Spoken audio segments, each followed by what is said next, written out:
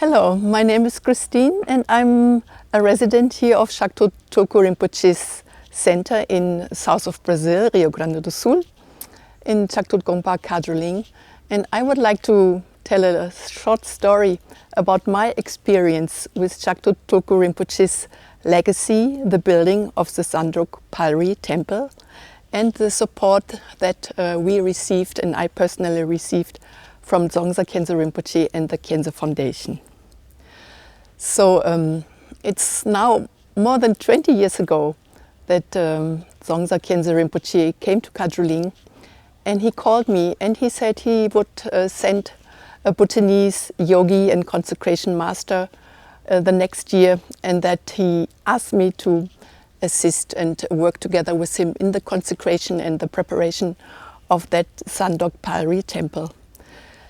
So then for the next 5 years we have been involved in an avalanche of mantras, of substances, of relics, working really 24 hours a day for months and months to prepare the artwork of the temple, then the preparation of all the statues and the mandalas that fill the 3 levels of the 3 kayas of the temple.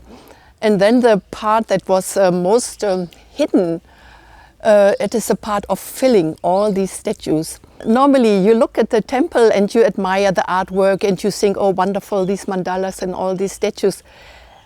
But that what makes them really sacred, what gives them the power and the energy, this is also the filling, the substances and the relics that are inserted in a very structured process inside of all these statues.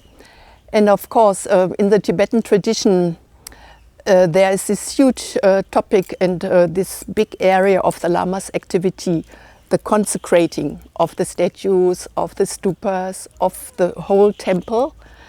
And this is always part of the discussion of the 2 truths. Because on the one hand, the inherent nature of material objects also is inherently pure and perfect, yeah? And there is of course no need to bring down the deity, to consecrate a material piece of art or a statue or stupa. But this is a ritual form that has been created that brings the tangible contact for the practitioners. So I had really the good fortune to be attendant to Lama Ritsen Samdrup and to see firsthand, to collaborate with him in all the aspects that have to do with these filling activities. And this started with the mantra work. He brought this whole set of mantras from the Minjoling Kagyama. And with people from the Gonpa, we had to rewrite the whole set of these mantras for insertion, because we knew we would need a lot, yeah? So we couldn't bring the quantities that we would need. So this was a great work to get acquainted with these mantras, and the Sanskrit trouble started, and the reading and correcting, and this was a big experience. And then the other part was getting all the relics ready, and Lama Ritsen had a huge bag full of mysterious little parcels, yeah. So we started wrapping and writing, and you know, and he would be very secretive about this whole thing, yeah. He didn't really want to tell exactly what was in there, yeah. But then, in view of having to put these relics into, I think, almost 100 of statues, he finally agreed that we could make labels, yeah. And this is when I kind of started to get behind the contents, yeah, when I had to write the names to create all these labels. Then he was telling, this is this lineage, this is this master, this is this and this. So I came to know about how such relics are organized. And then the next topic was all the substances. So in the course of these 4 or 5 years before the final consecration of the palace, we were engaged in this kind of activities and preparing, getting these central channels ready, so to write the central channel, to prepare the relics and the mantras, to place them on the central channel. So I really came to appreciate and to know in much detail what is really actually going on when you consecrate. Yeah, so it's a very hidden, very special work of the lamas, and I was lucky to be able to accompany all that. And what is so important about this consecration activities is to know about the lineage. Where do these substances come from? So this is under the vision of Zongsa Khyentse Rinpoche, and of course also Chagdud Rinpoche, his son and his wife. Mainly the substances and the relics, they came from Bhutan. And Lama Ritsin Sandrup, he is a very experienced consecration master. He has spent his whole life working and building stupas. His uncle is a great Bhutanese yogi, Lama Sonam Sangpo, and he has been his attendant, and he has been working with him, and he learned all this directly from Lama Sonam Sangpo. So in a way it's a very short lineage. It comes from Lama Sonam Sangpo together with Dudjom Rinpoche and with Trinli Norbo. They have been consecrating the big stupas in the 70s that were commended by the Queen Mother, yeah, in honor of her late son. And hundreds of statues and stupas have been consecrated in this way, and there has been a lot of organizing work, and these great lamas, they brought their knowledge together, and they created texts, they created structures, how to implement all this, and Lama Ritsin has been involved in this work. So it comes directly from Lama Sonam Sangpo, it comes from Dudjom Rinpoche, it comes from Trinli Norbo, from Zongsa Khyentse Rinpoche, through Lama Ritsin to Chagdud Gonpa Khadro Ling. And in this energy field, this comes together, and this enlivens, and this sanctifies all this Zangdog Palri temple that is the Pure Land of Guru Rinpoche. Yeah? And this is a very special palace that it's the first time that it was built outside of Asia. Outside of Bhutan, there are a few that have been built in India later. So it is a very historical moment. And I felt a lot of responsibility to be able to assist in this process. And since we were very few people, and I was really, I can say, the only one that has been really together for the whole time, I felt a huge responsibility to let that process and that knowledge about what happened and what went into the statues, to not let that pass. Because even me, if I think back, this is now, well, around almost 20 years ago, yeah, and even me, I forgot so many things, what happened.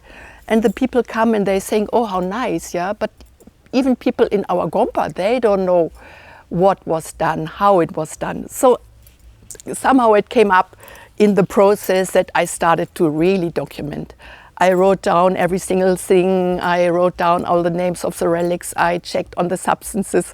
Lama Ritsin was very suspicious of my activities. He didn't really appreciate that in the beginning, yeah, because it is always this little touch of secrecy, and you know, it's a lama's domain, and what is this Inji woman writing all the time, yeah, and he didn't like too many questions. So little by little, I got the idea, yeah, and I knew that there was one text that was kind of his Bible, that was Jamgong Kontrol's Zungbul Laklen.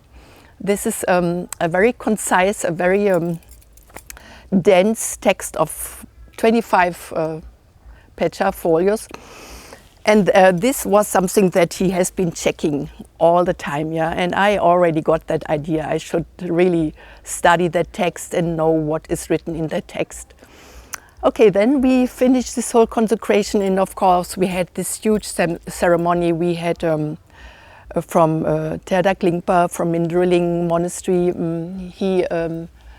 he wrote that big consecration text that we performed. And after that, I decided I would want to go to Dharamsala and study some more Tibetan. So then when I came to be, I I thought for the time I would spend there with my studies, I could also go and meet some Khenpos and some lamas in Beer and get some help with the translation of the text and with revising maybe my notes and all this to organize this material a little better. And then I showed Rinpoche what I had collected. And he went through it, and I felt he really saw what was my intention, why I had gathered all this. And he said, you should really deepen your studies in that field, and I want you to publish. I was so shocked, yeah. I was really like, oh my God, yeah, how can I publish my notes? I mean, yeah, it was something that really felt very challenging. And then I thought, well, the only way is I have to go back to university.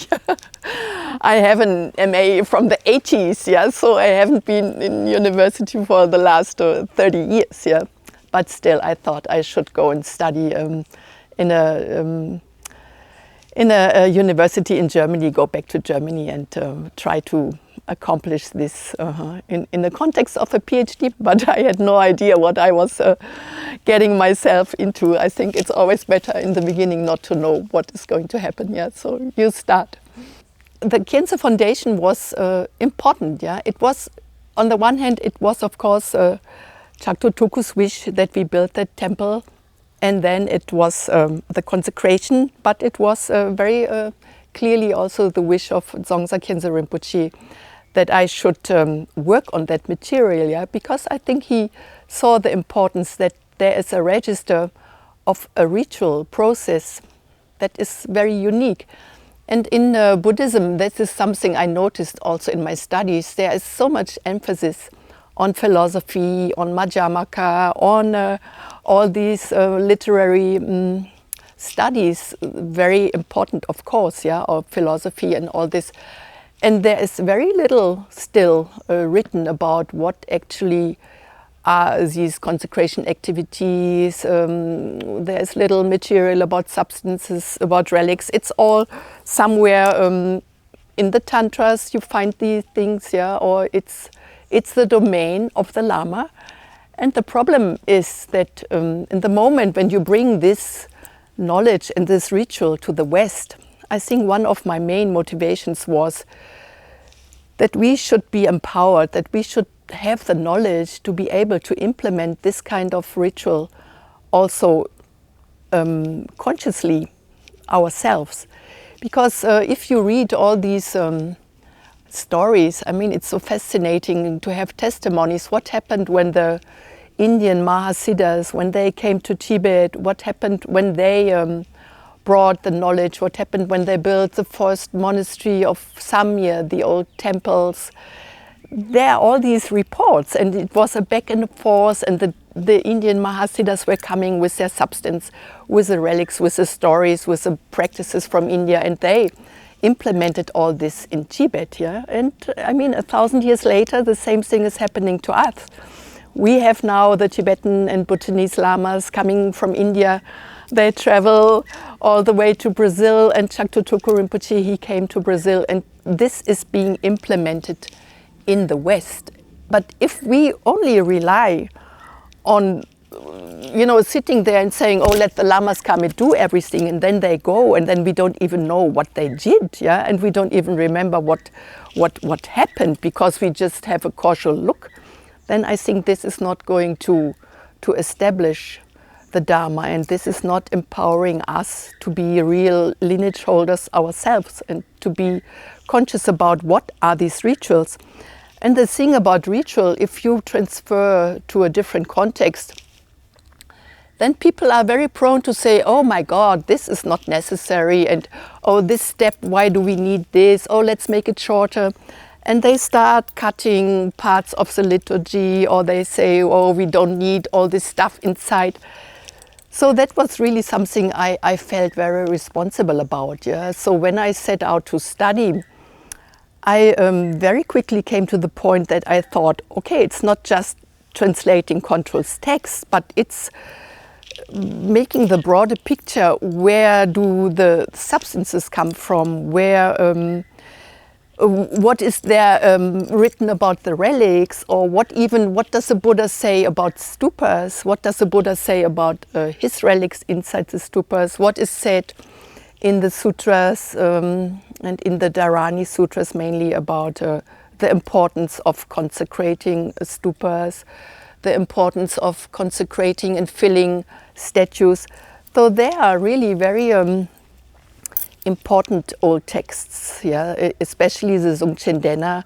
This is 5 great Dharani texts that speak about the relics that are inserted at the various levels, and there are different kinds of categories of relics. So once you start, I mean, that is really an endless process, yeah, because this is so many topics. And it's really difficult to talk because there are so many different areas, yeah, but it's all in the books, yeah. And if it's not in the Dharanis, in the sutras, or in the tantras, then if we go to the scriptures of the Tibetan masters in the 1,000 years that they have continued with the work in Tibet, they have established all these procedures, yeah, and they have refined the way, and they have collected the relics. And I mean, there are so many texts by the great masters, how they explained, how they organized. So then this, all this, I was really interested in diving into that topic and exploring this. And what I have noticed, like, if you don't have the scripture that is the basis for the ritual that you perform, then it really remains without a basis. You need to refer to the sacred authoritative text that is the basis for any act, yeah. And then if you know this, you can say maybe, okay, in Brazil we don't have this and this substance, it is meant to perform this and this function, maybe we can substitute. You can take a Brazilian fruit, you can take Brazilian ornaments and clothes, yeah, but you have to know why you change what, if you can change. So it is extremely important to rely your activities, base your activities on the original text. So it's a huge effort. I mean, everybody who will look at these books, I think the bibliography is almost 300 or 400 pages, yeah. And I've really tried to identify each and every single text that Khadro mentions in his short text. And also to go into the Terma stories and then into the rituals from the Nyingma Termas and the Nyingma procedures, because this is a very specific part. Of course, Khadro's text is a Rime text. You can also, the basics you can apply in the Kagyu tradition. Of course, they will have different lineages and different mantras, or they don't have all the things of the Nyingma tradition, yeah, but yeah, it's something that you can apply for the other lineages too, but the Nyingma aspect was the most important. And some people said, why did you write so much about Guru Rinpoche and the Terma tradition? It is important, yeah, because these relics that we are talking about in the case of our Zangdog Palri, they all come from Tertons. These are things that have been hidden by Guru Rinpoche. These have been discovered by the Tertons. And if you don't explain as much as possible what is the concept of Guru Rinpoche hiding and Tertons finding, then you can already question all these things that are put into a stupa or into a statue. Yeah? So you have to really make sure that people understand the concept, because if I don't care about a Terton, or if I don't believe in this, then I can forget about putting relics of those guys. Yeah. So this is not something that is you can put aside, yeah. And also kind of the introduction that I wrote, it has a lot to do with the alchemical tradition, with the transformation of matter and material and yoga, because all this contributes to the different categories of relics, yeah. Because why you put substances in a statue, yeah? What about blood and bodhicitta substance. It has to do with the inner alchemy. It has to do with the substances that are produced by highly realized masters, beginning with Guru Rinpoche and with Yeshe Tsogya. Yeah? So then this has to be understood. Yeah? So it all is very closely related.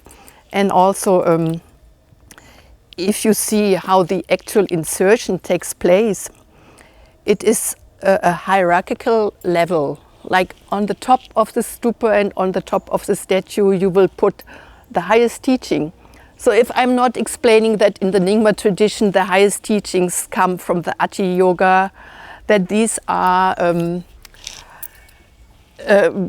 Khadro things, yeah, like liberation by wearing, liberation by hearing, liberation by seeing, all these short texts and the diagrams, all this is placed. It all has a connection from the historic development of the Nyingma tradition. I wanted to start with this, yeah, because I cannot talk about the relics and about substances and about hierarchical insertion if I don't know what is the hierarchy of these things, yeah.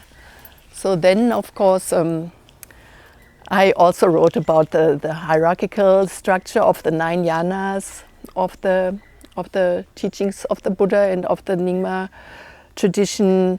So this is all always a lot, and some people complain, oh, this is all known, but I think I put this together in a different view. Yeah, I put this information together in function of what happens in the end. Yeah. So actually, when I presented my material, it was always in view of why I'm presenting this. It has to make sense for rituals and procedures that take place when you consecrate statues and stupas. Yeah? So it's always related. It's not just per se. Yeah? Zangdog Khyentse and the Khyentse Foundation, they have really been along with me in all this process. Because after starting the studies in Hamburg, of course, if you are a Dharma practitioner and you are dedicating yourself totally to this work, and especially in a Dharma center, like, it's always very difficult to find the funds to support yourself. Yeah. So in the beginning, I received a 1-year grant already from the Khyentse Foundation from 2012 to 2013. It was a $3,000 grant.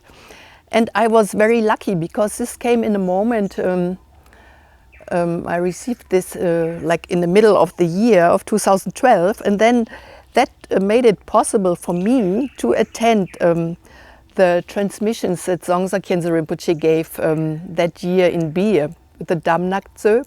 So I could really go for 3 months and participate in the whole transmission of the Damnak Tse. And I think that was crucial for me because I had to touch so many aspects in the course of my study, talking about all these layers of mantras, where they come from, the different tantras, the development of these lineages in Tibet. Yeah, without all those empowerments and the teachings I received about all the karma lineages that came to Tibet from India in that time, I mean, that was really kind of a huge foundation, and that has been possible in part through the funding I received in that year, and I'm very grateful to have been able to do this. And I would not have been really the authority also to touch on these tantras and aspects, yeah, without that. And then I could manage badly, but I could manage to survive during my many years of studies in Hamburg.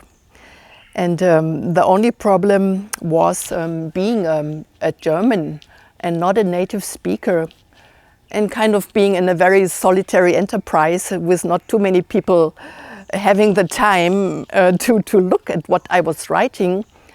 You really get to a point where you feel like, oh my God, yeah, I would really need somebody to look at the text and at least my English, but I never had the money.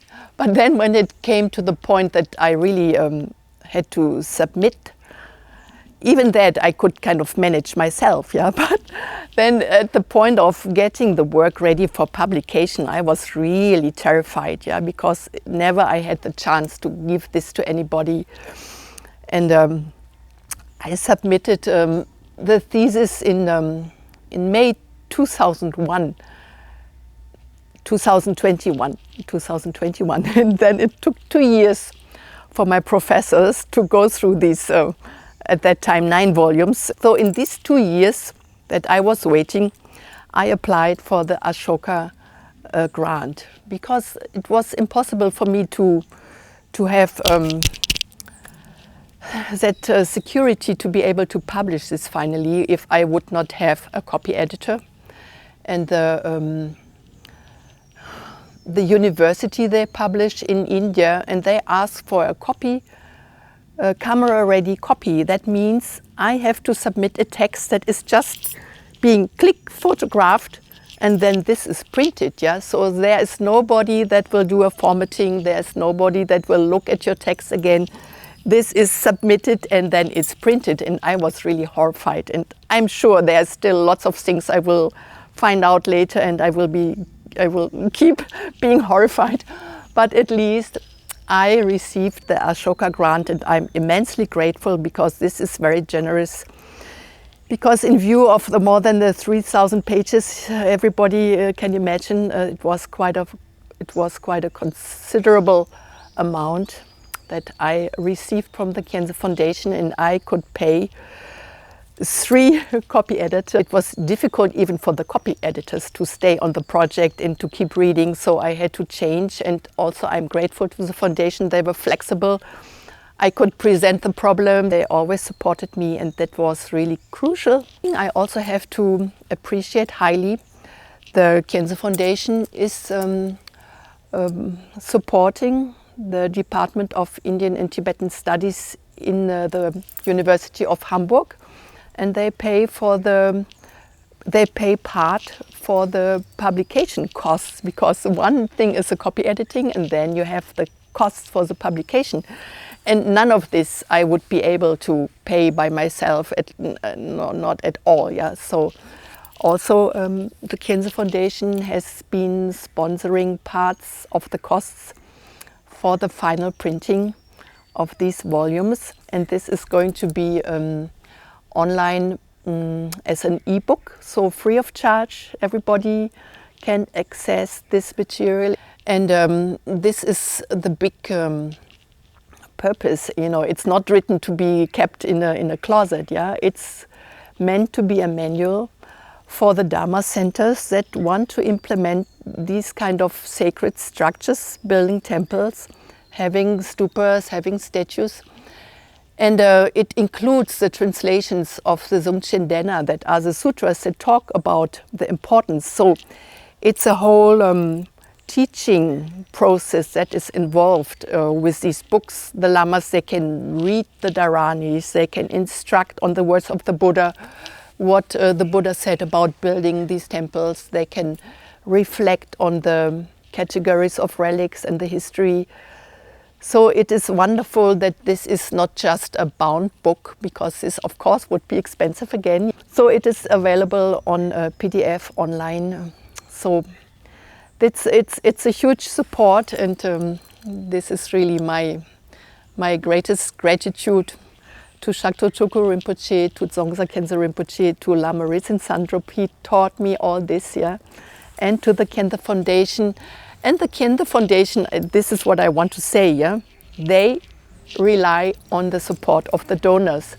So I also want to appreciate all the effort and all the money that all these anonymous donors always contribute to the Cancer Foundation. And I want to say the merit of having this work now out there, the merit is also theirs. And I hope I am making a worthy contribution that maintains the continuity of the Vajrayana, and especially the ritual tradition of the Buddhist Vajrayana. Thank you so much.